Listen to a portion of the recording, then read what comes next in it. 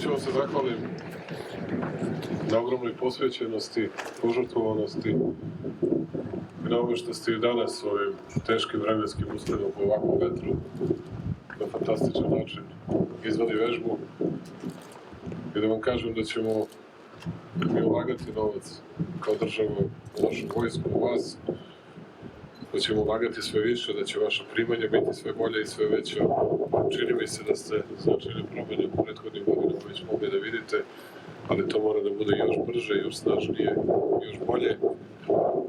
A od vas očekujemo da budete čuvari naše zemlje, njenog integriteta, njene slobode, branitelji našeg naroda, čuvari otadžbine, zaštitnici interesa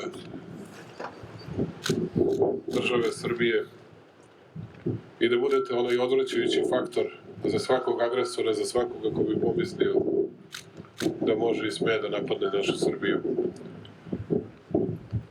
Hvala vam što ste uvek tu kada je našoj zemlji teško, a ne samo kada je lako.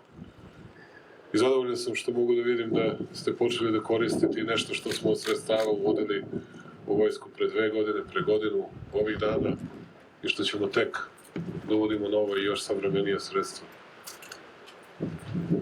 Hoću vama posebno da čestitam koji ste morali da trpite napade pasa, pošto to ne znam da li su drugi ljudi mogli da vide, ali je to bilo gotovo neverovatno kako ste izdržali napad 4 psa. Vidim da su dobro obučeni, ali je teško biti pa makar izmišljeni neprijatelj i protivnik 72. specijalnoj brigadi. U svakom slučaju, ova jedinica na ponos Srbije, cele Srbije, i ja verujem da vi uz našu dodatnu podršku, uz našu dodatnu pomoć možete da postignete još bolje rezultate.